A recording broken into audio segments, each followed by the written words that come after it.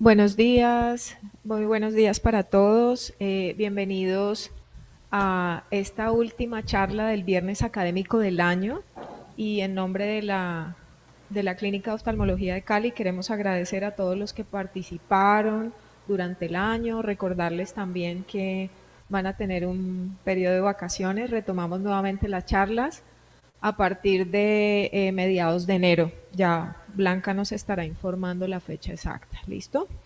Entonces, bueno, para empezar el día de hoy, quería recordarles que el pasado 3 de diciembre fue el Día Internacional del Paciente con Discapacidad. Entonces, en ese orden de ideas, eh, recordarles y recordarnos a todos nosotros que trabajamos en salud visual la importancia de, de promover desde nuestra consulta las evaluaciones oftalmológicas y optométricas inclusivas, además de conocer todas las herramientas de apoyo de tecnología para este tipo de pacientes y además no solamente el apoyo profesional que le podamos dar, sino también el apoyo humano, que es muy importante para ellos, que se puedan desarrollar eh, normalmente dentro de la sociedad, ¿no? Entonces era ese recorderis. Y bueno, presentarles nuevamente a María José Ramírez, que ya nos ha acompañado en los viernes académicos.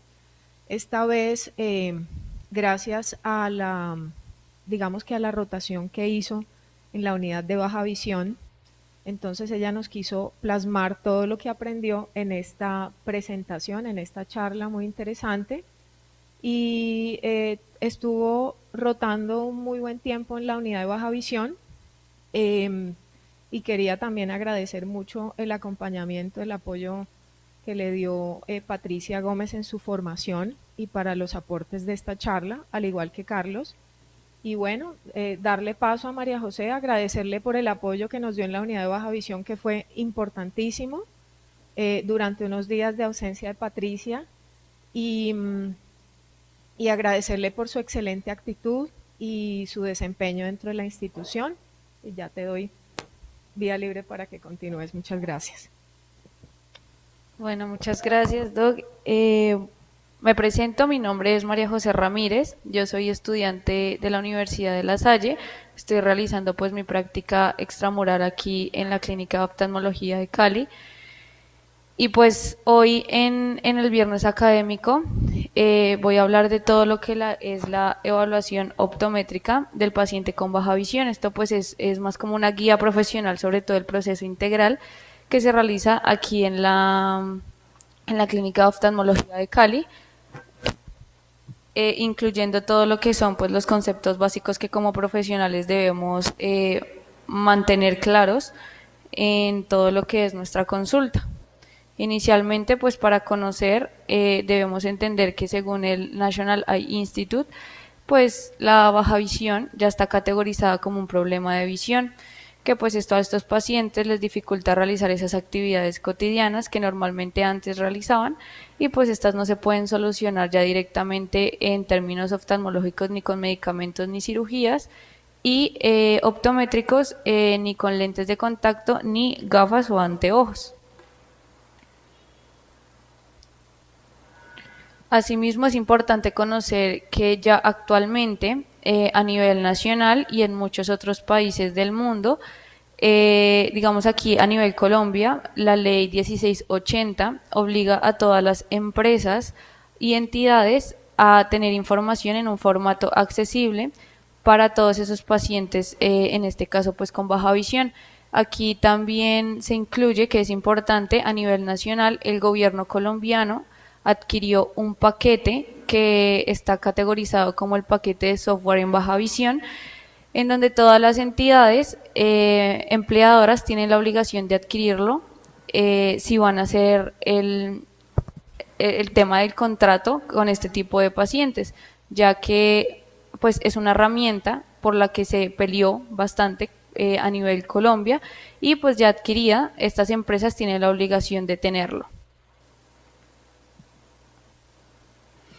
Asimismo, la OMS categoriza 4 causas principales de esta patología. Sin embargo, hay muchas más que han presentado un nivel de incidencia bastante amplio.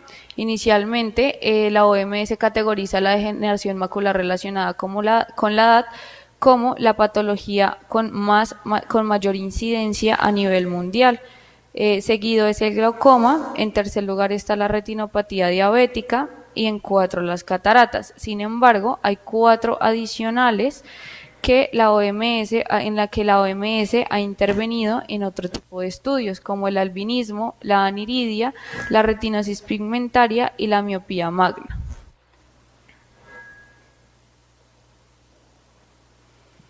Adicionalmente, existen otras causas. Estas se han estudiado un poco más a nivel de la clínica, ya que el nivel de incidencia de estos pacientes aquí dentro de la institución ha sido un poco mayor.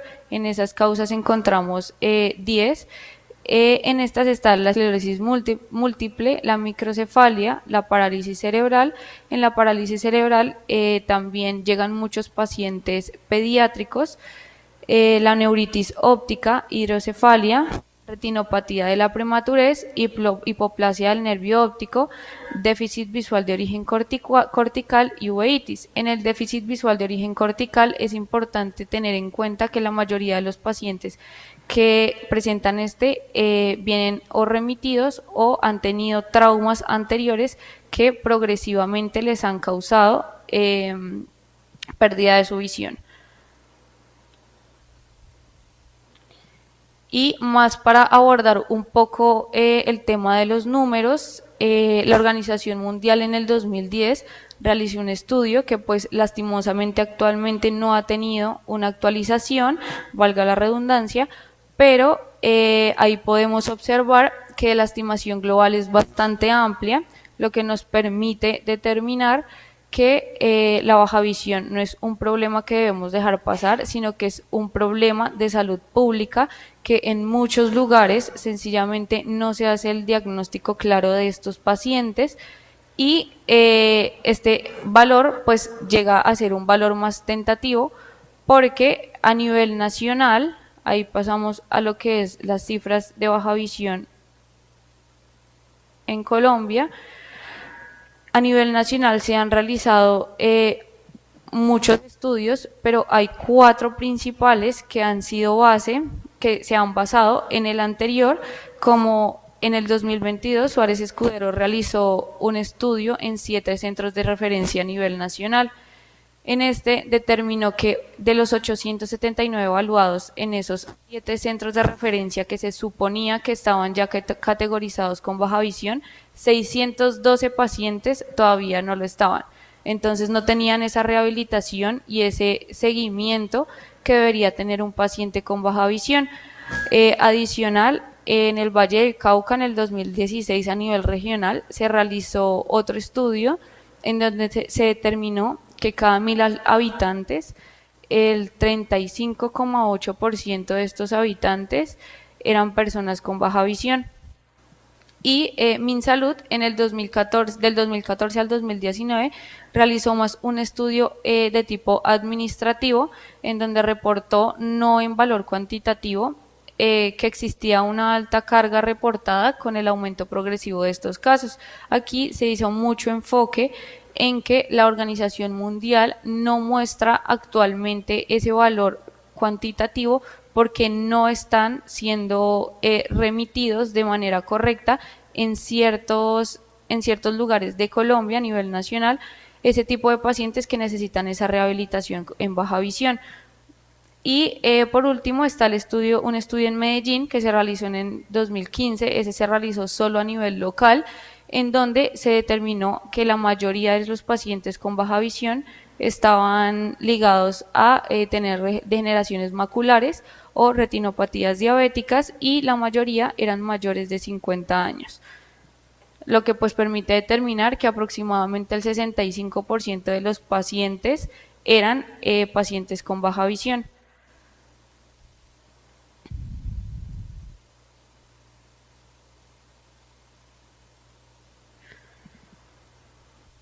Y ya ligado a estos, a este valor cuantitativo, ya nos vamos un poco más a lo que es el diagnóstico. Y aquí interviene mucho pues la evaluación multidisciplinar. Nosotros como optómetras estamos en la obligación de recibir normalmente el paciente por primera vez, y el CIE-10 caracteriza a este tipo de pacientes y nos da como la base para partir, ya que la evaluación de estos pacientes se realiza inicialmente con la agudeza visual.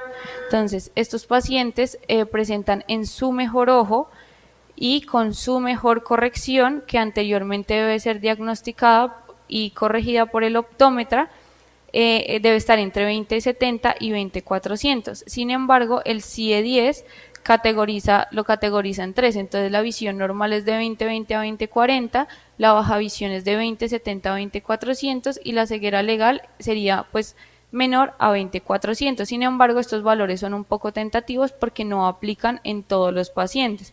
Por ejemplo, a la clínica llegan muchos pacientes que en su ojo derecho tienen una agudeza visual de cuentadedos, pero en su ojo izquierdo logran recuperar con la corrección un 20/60. Entonces no es categorizado con baja visión, pero tiene una pérdida súbita de la visión. Para el diagnóstico es muy importante tener la campimetría y la evaluación del fondo de ojo, que normalmente debe realizar en primera instancia el oftalmólogo, y pues ya que esto nos permite pues determinar todas esas lesiones estructurales o patologías que estén en estado progresivo, que como conocemos pues el campo visual el campo visual normal abarca 180 grados y normalmente, según la Organización Mundial, los pacientes de baja visión normalmente tienen el 20% de su campo visual. Entonces, esto lo evalúa directamente el oftalmólogo, nos da esa base a nosotros como optómetras para seguir con todo lo que es la rehabilitación de este paciente.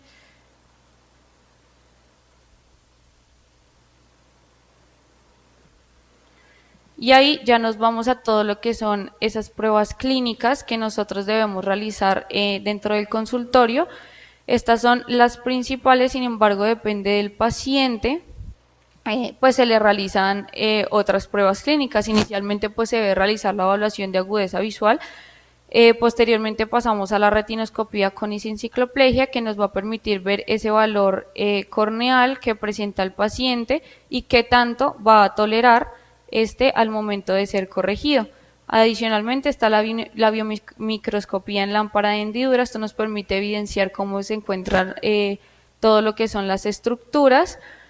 La rejilla de Amsler, esto nos permite determinar en qué sitio exactamente se están presentando esos escotomas del paciente y desde dónde partimos nosotros en el consultorio para dar y otorgar a ese paciente esa mejor corrección visual. Y el valor no menos importante, pero normalmente no en todos los pacientes aplica, es la toma de la visión cromática si el paciente lo tiene, lo presenta.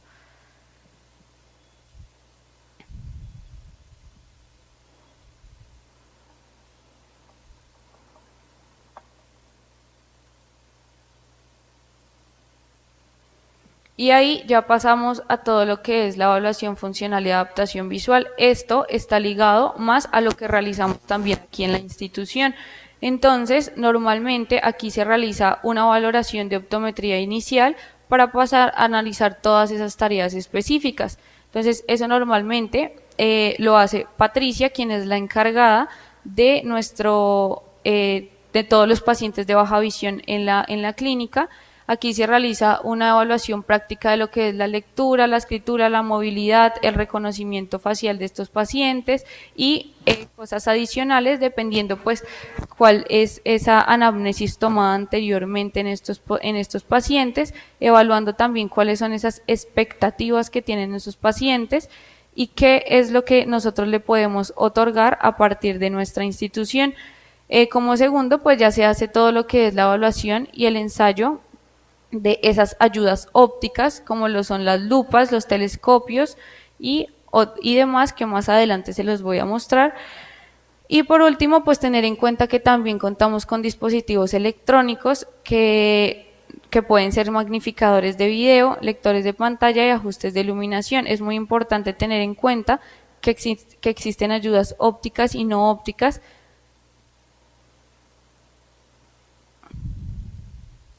En donde contamos con las ayudas ópticas principales, que serían los filtros, los telescopios, los magnificadores y las lupas. Esto normalmente se adapta tras una evaluación exhaustiva realizada desde optometría y posteriormente con los rehabilitadores que normalmente intervienen en este tipo de pacientes, porque como lo nombré anteriormente, estos pacientes sí o sí necesitan una evaluación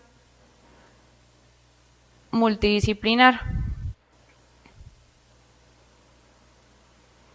Y en ayudas no ópticas tenemos todas esas ayudas de audio. Normalmente estas son para los pacientes que pues ya tienen una pérdida de visión bastante súbita, y según la OMS el contraste es una de las principales ayudas no ópticas que suelen tener mejores resultados en estos pacientes. El braille no está categorizado como una ayuda no óptica, sino como una herramienta de comunicación de los pacientes. Sin embargo, quise incluirla porque muchos de los pacientes con baja visión, aunque perciban luz y no tengan toda la pérdida de su campo visual, suelen aprender braille para mejorar el tema de su comunicación. Y por último tenemos el tifloscopio. Este nos ayuda a este tipo de pacientes para que enfoquen ese campo visual que queda restante en esa, digamos, funciona para firmas o lecturas en párrafos. Aquí ya nos vamos con esos factores de pronóstico. ¿Cuáles son esos factores de pronóstico que a nosotros como optómetras nos interesan inicialmente cuando el paciente ingresa a nuestra consulta en general? Inicialmente pues se hace la toma de la agudeza visual. Mientras se hace la toma de la agudeza visual, estos pacientes suelen expresar esas cosas en una palabra más coloquial que quieren lograr, y nos explican a nosotros cuáles son esos factores que impiden que la persona quiera y tenga toda esa motivación. Adicionalmente, pues en los factores de pronóstico también interviene mucho lo que es el campo visual, la edad, ya que como sabemos, pues un niño de pronto tiene un poco más de elasticidad en todo este tema. La etiología de la patología: no es lo mismo un niño que viene con una retinopatía de la prematurez que un paciente que tuvo un trauma cráneoencefálico y pues llegó a tener o a padecer, pues ya diagnosticado, la baja visión. La imagen personal en estos pacientes es muy importante. La red de apoyo va desde la familia hasta nosotros como profesionales, cómo intervenimos en la parte actitudinal del paciente. La estabilidad del paciente, que eso más adelante se los voy a explicar. La educación y la inteligencia van muy ligados. Una persona analfabeta suele tener un poco más de complicaciones en estos factores de pronóstico.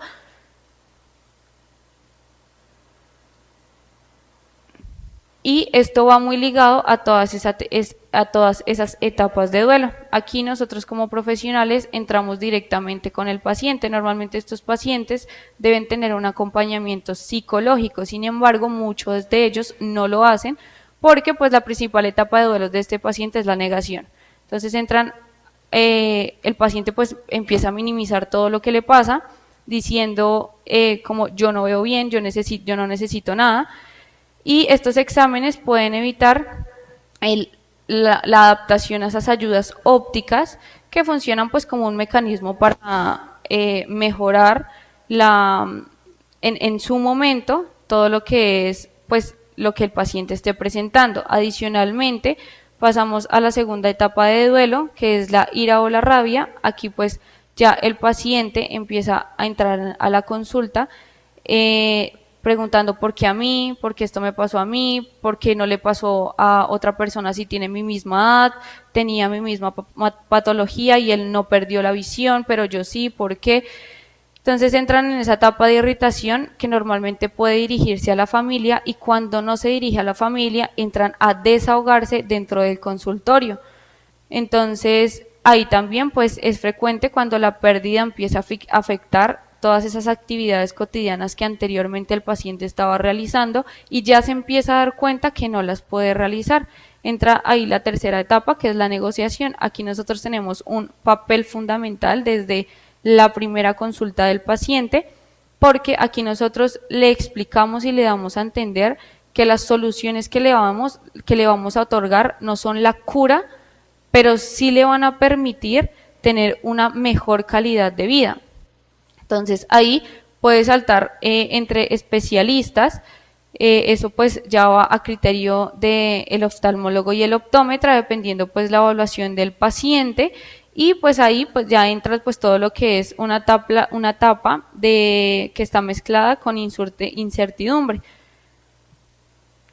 Ahí pasamos a la cuarta etapa de duelo, en donde ya entra la depresión y la tristeza profunda. Normalmente aquí los pacientes ya tienen conciencia de su estado visual, pero suelen rechazar las ayudas ópticas que se les otorgan. Aquí el paciente ya pues se siente bastante desmotivado y aísla esa posibilidad de tener una mejor calidad de vida, porque pues no se siente completamente bien a como se sentía anteriormente. Entonces aquí pues es un momento clave para nosotros entrar en ese acompañamiento emocional y profesional, pues en toda una evaluación multidisciplinar, porque el paciente pues obviamente ahí va a rechazar todo lo que nosotros como profesionales les podemos otorgar.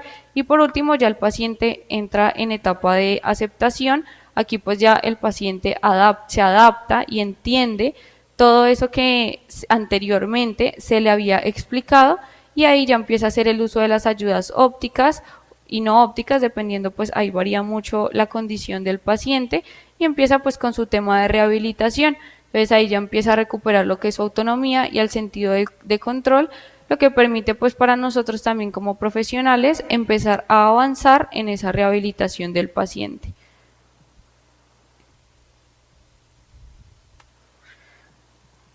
Asimismo, pues esto ya va más enfocado a lo que pude evidenciar que se realiza dentro de la clínica. Aquí pues en la rehabilitación visual y los recursos complementarios está el entrenamiento personalizado. Pues como lo nombré anteriormente, Patricia, quien es la persona que nos acompaña a todos estos pacientes, realiza ese tema de las sesiones prácticas que se ha evidenciado que tienen un uso totalmente efectivo, y la adaptación de esas ayudas visuales en estos pacientes ha permitido desarrollar otro tipo de estrategias para mejorar la adaptación de estos pacientes a sus nuevas vidas, por decirlo así. También se realiza una evaluación de adaptación ambiental. Entonces se realiza una orientación profesional para modificar su hogar o su entorno laboral, si el paciente pues puede seguir laborando, y se optimiza pues todo lo que es esas ayudas no ópticas para mejorar su calidad de vida. Y por último, como les nombraba anteriormente, los servicios de apoyo. Es muy importante la red de apoyo de los pacientes, porque estos pacientes al inicio no son pacientes autónomos. Entonces, la red de apoyo son esos familiares o amigos que intervienen en la mejora de ese tipo de pacientes. Entonces es importante entender que la rehabilitación visual es un proceso continuo que requiere paciencia, práctica y seguimiento profesional. Estos pacientes suelen encapsularse muchas veces porque creen que progresivamente van a perder su visión. Y como dato importante les tengo aquí para que tengan en cuenta, los pacientes con baja visión suelen tener un bastón verde, los pacientes ciegos el bastón blanco, y el paciente que es sordo ciego normalmente está usando un bastón blanco y rojo. Normalmente nosotros vemos a una persona con un bastón y para nosotros ya es una persona ciega o es una persona que no escucha.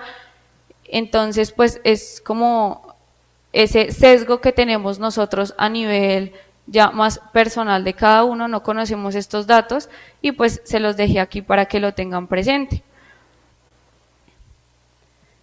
A nivel epidemiológico, en la clínica se ha evidenciado 3 grupos de pacientes. En este momento solo contamos con porcentajes del grupo de pacientes de 0 a 20 años, en donde se evidenció que en mayor nivel de incidencia Los pacientes que llegan a baja visión a nuestra institución son pacientes con traumatismos cráneoencefálicos y déficit visual de origen cortical.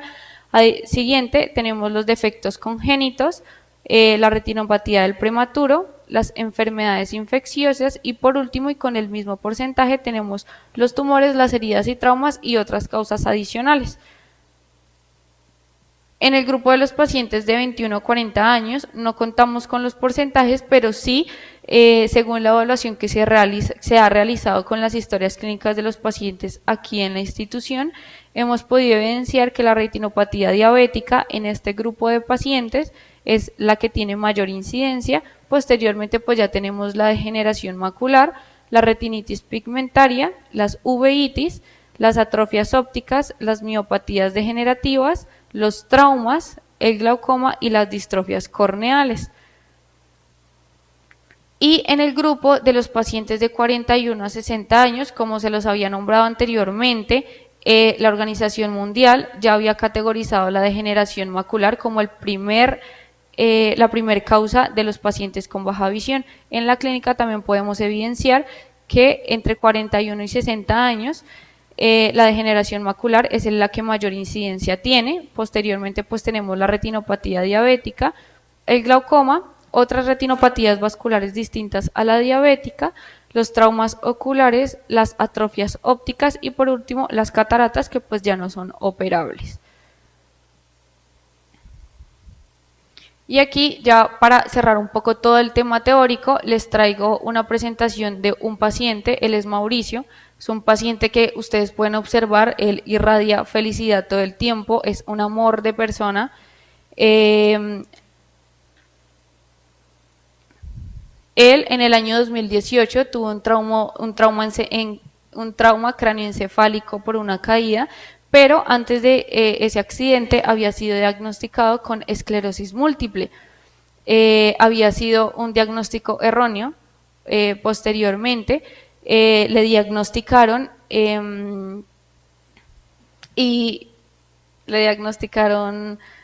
hidrocefalia crónica y en el 2018 tuvo la caída que le causó un déficit de origen cortical, el deterioro cognitivo moderado, actualmente tiene una hemiparesia derecha moderada, tiene la velocidad del procesamiento disminuida, tiene una inflexibilidad cognitiva y una perseverancia negativa y presenta anosognosia, que pues para que los que no lo tenemos claro es cuando el paciente no acepta esa condición que tiene, para él no está enfermo y por último tiene alteración de la memoria semántica.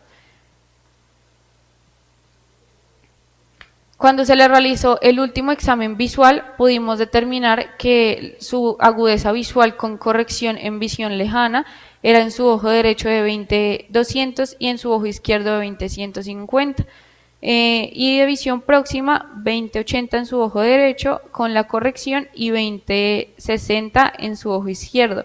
Él realmente no tiene mala visión, pero tiene pérdida de todo su campo visual periférico y solo pues tiene su campo visual izquierdo. Entonces, como podemos observar, se le realizó pues la refracción subjetiva y pues la corrección de lejos y de cerca en realidad tiene un valor muy mínimo, que va ligado a todo lo que son estos datos complementarios. Entonces, como les nombraba anteriormente, su mejor campo visual es el superior izquierdo. Ahí interviene mucho la enseñanza al paciente. Normalmente pues nosotros estamos todo el tiempo mirando derecho al frente en esos pacientes. Es importante iniciar demostrándoles que realmente sí ven, pero ven de una forma diferente a nosotros. Entonces, ahí también el paciente presenta un adelgazamiento difuso de todo lo que son esas capas de fibras nerviosas a todo el nivel, en ambos ojos a nivel temporal, presenta pues los escotomas a nivel central inferior y pues esto nos permite determinar que pues no hay un defecto pupilar aferente, lo que confirma pues que su nervio óptico se encuentra en muy buen estado y esto pues en consecuencia podemos determinar que el paciente pues no presenta estereopsis. Y ya para terminar les dejé aquí más allá de medir la visión, nosotros como optómetras y en la evaluación optométrica de baja visión, nosotros no solo cuantificamos esa pérdida visual del paciente, sino que buscamos esas soluciones personalizadas y funcionales para que cada paciente pueda aprovechar ese poco de visión que le queda al máximo, y esto nos permite transformar significativamente la calidad de vida de estos pacientes. Aquí en la clínica se realiza un trabajo demasiado excepcional. Patricia realiza no solo esa rehabilitación visual, sino les permite ser esos adultos independientes y funcionales que probablemente en otras instituciones no lo van a realizar. Hay ciertos pacientes que pues por sus diagnósticos tienen que ser remitidos, por ejemplo, pacientes pequeños que quieren iniciar sus estudios, se hacen las remisiones a otros centros en donde están especializados en eso, pero aquí en la clínica se hace esa evaluación inicial que nos permite determinar esos pacientes a dónde van a ser redirigidos y hasta qué punto podemos tratarlos aquí en la clínica. Y ya, muchísimas gracias, espero pues les haya gustado. ¿Y alguno tiene alguna pregunta?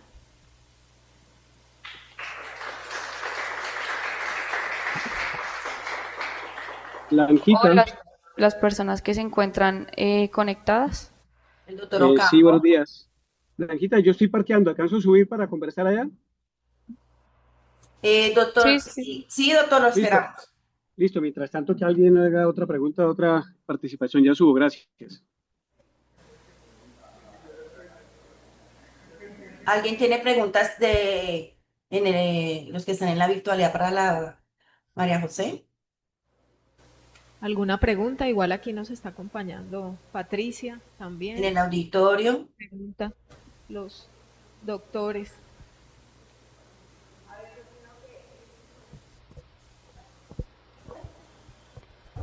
Muchas gracias, María José, pues por la presentación. Es importante que también los exámenes diagnósticos que se realizan acá en la clínica, mirar un OTC es muy importante porque le dice a uno dónde está su mejor campo visual para colocar los prismas en dirección donde el paciente tiene su mejor campo visual, especialmente aquellos que tienen degeneración macular o tienen algún otro tipo de maculopatías.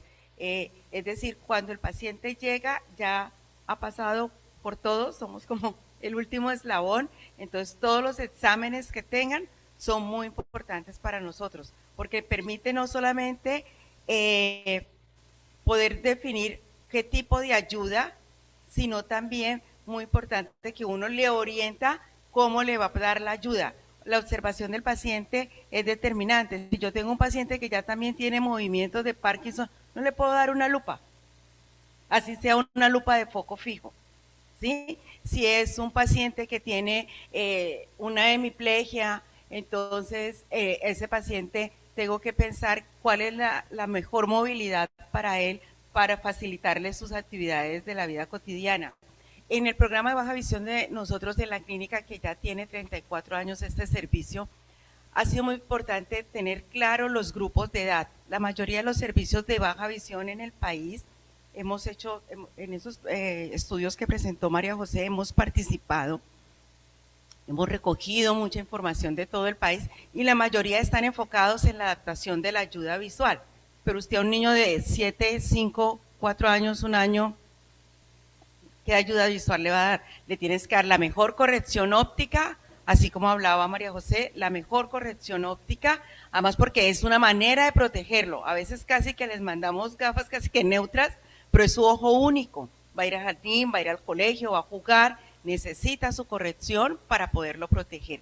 Y además de eso, determinamos el grupo de edad. No es lo mismo una persona al final de su vida, más de 80 años, que ya está más protegido por su familia, que alguien en edad, digamos, laboral, que necesita unas ayudas para o terminar su colegio, su universidad, ir a trabajar, quiere su vida independiente, salir con los amigos. Entonces, el grupo de edad en que está la persona también determina qué le vamos a dar, ¿sí? Como ayudas visuales. Hoy para nosotros las ayudas visuales, ¿y qué prefieren todos? Tecnología.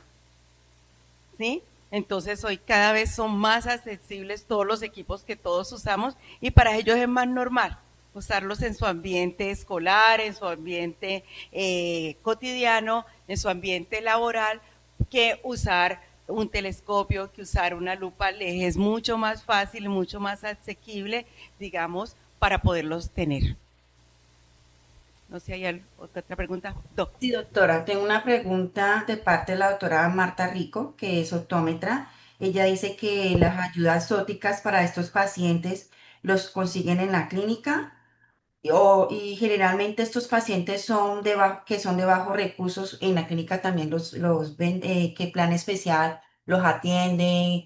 ¿Qué convenios tienen? Lo que pregunta la doctora. Bueno, digamos que aquí sí se realiza pues todo lo que es el tema de la rehabilitación de estos pacientes y se les dan esas herramientas, no directamente se le vende la lupa y el telescopio, pero dependiendo pues del paciente y del diagnóstico pues se hace la evaluación y ya pues se determina cuál es pues la ayuda óptica que se le va a dar y se le orienta de pronto en dónde la puede conseguir si digamos aquí no la tenemos. Listo. Me informan que el doctor Ocampo ya Manos se libres, entonces tratamos de solucionarlo con lo más que se pueda con gafas, ¿cierto? Así como ya decía, sobrecorregidas, con filtros, con prismas, que el paciente tenga las manos libres para que le facilite muchas actividades. Por eso, saber cuál es la necesidad principal del paciente, qué es lo que usted quiere hacer, qué es lo que le está limitando, no le vamos a poder solucionar todo y no hay una sola ayuda que resuelva todo. Tiene que aprender que necesita combinación de ayudas para diferentes tipos de actividades. Entonces, hay tarifas en la clínica para atender a todos. No tenemos, digamos, tenemos una tarifa especial si la persona es del régimen subsidiado y la clínica no tiene convenio con su entidad de salud. De igual manera, tenemos tarifas tanto para su valoración como para sus ayudas, como para sus terapias si fuese necesario. Sí, y quería a la doctora Marta Rico un saludo especial, decirle que yo entiendo porque ella ve pacientes adultos mayores que han tenido una pérdida gradual y progresiva debido a las condiciones que mencionó María José, y son pacientes adultos que han tenido una vida laboral activa, han tenido una vida activa. Entonces a esos también se les orienta, primero hacer toda la evaluación, se les orienta y se les ayuda y se les indica qué debe usar. Y se les orienta dónde las pueden conseguir. Digamos que ese es el apunte que quería hacer, porque hay unos que sí pueden, digamos, usar lupas o ayudas ópticas que sí se les ayuda a conseguirlas, ¿no? Además, en la óptica de la clínica, ellos saben colocar esas fórmulas especiales con prismas, con los filtros que el paciente necesita, con la corrección, el tipo de montura que necesitan, ¿no? Porque casi siempre son monofocales, casi ninguno puede usar bifocales, progresivos, porque vimos que pues tenían dificultades con la estereosis, con la pérdida del campo visual, entonces pues va a tener mayor dificultad. Sin embargo, que es un paciente que está acostumbrado a usar así un progresivo, pues tratamos también de dejarle, eso depende, por eso ya hablaba de los factores de pronóstico, la edad del paciente, las actividades que realiza, el nivel educativo, entonces de acuerdo a su necesidad, cuáles son las prioridades, se les van dando las ayudas visuales. Doc. Gracias, Patricia. Muy buena charla. Muchísimas gracias por compartir eso, porque es muy interesante saber que hay un grupo que se enfrenta a algo que los oftalmólogos tememos mucho y es el final del paciente en términos visuales. Y es difícil aprender a manejar un paciente con baja visión porque uno a veces no sabe qué decirle ni cómo comportarse. Entonces ustedes hacen una labor fantástica en ese aspecto. Y quería preguntar algo sobre trauma. Trauma vi que estaba como de penúltimo lugar más o menos de las causas de baja visión. Y el comentario va a que a veces es muy difícil definir cuándo un paciente con un trauma va a quedar con baja visión. Uno se enfrenta muchas veces, sobre todo a los procesos de incapacidad y pensión, porque dicen, este paciente quedó ciego cuando está en mitad de un proceso de rehabilitación. Un paciente con trauma ocular puede demorarse 18 meses, 24 meses en recuperar su visión final. Entonces el mensaje sobre todo para los residentes y los fellows, bueno, y el resto en general es, un paciente con trauma ocular no tiene que estar absolutamente seguro que ya llegamos al final del camino, porque son 3, 4, 5 cirugías donde muchas de las veces se logra una recuperación visual buena, salvo que uno tenga claro que el paciente no va a recuperar visión. Porque no hay nada más grave que sentenciar a un paciente a decirle usted no va a volver a ver. Y yo he tenido pacientes donde al final de la historia recuperan 20/20 y estaban listos para pensionarse. Entonces eso es sobre todo para el grupo de los oftalmólogos jóvenes, que sepan que un paciente con trauma es un proceso largo y hay que estar absolutamente seguros que eso va a pasar. El otro comentario que quería hacer es, mañana sábado en el Centro Cultural de Cali se va a hacer una reunión de retinosis pigmentaria de 9 de la mañana a 1 de la tarde. Será muy interesante que quienes quieran ir lo hagan, porque una cosa es estar en la consulta viendo un paciente con baja visión, cualquiera que sea su diagnóstico, su origen, por 15 minutos, a compartir las historias de vida de estos pacientes que les toca de repente muchas veces perder su visión y desconectarse del mundo a como estaban acostumbrados a hacerlo. Entonces va a ser una actividad muy enriquecedora para los médicos. Si pueden ir, vale la pena. En el Centro Cultural de Cali, en la sala Luis Borges. A ver, una cosa es que la baja visión es una condición invisible, ¿sí?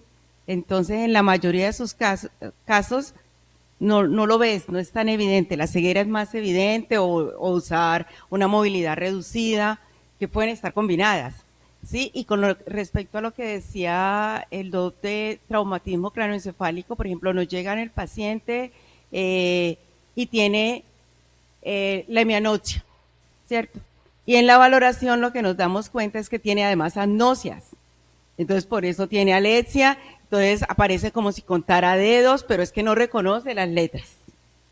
No recuerda, tiene acalculia, entonces tampoco puede reconocer los números, ¿sí? Entonces en la valoración aparece como un paciente como si tuviera ceguera, pero por eso observar el paciente, tú le extiendes la mano y la encuentra o no la encuentra, cómo está ese campo visual.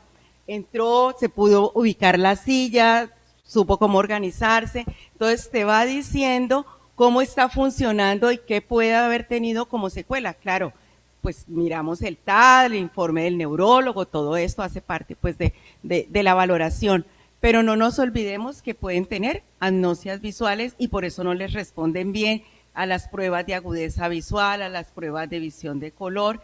A veces tienen procesamiento auditivo lento, entonces tú les das la instrucción y como que en la primera no te la captan, y vuelves y le repites y vuelves y le repites hasta que el paciente logra comprender qué es lo que le estás pidiendo que él haga. Entonces la observación cuidadosa y lo que decía el doctor de los traumatismos oculares, hay pacientes que es muy importante saber qué hace, cuál es su trabajo real, porque si perdió la estereosis, es muy complicado que vuelva a trabajar en alturas, ¿no? Se vuelve riesgoso para él.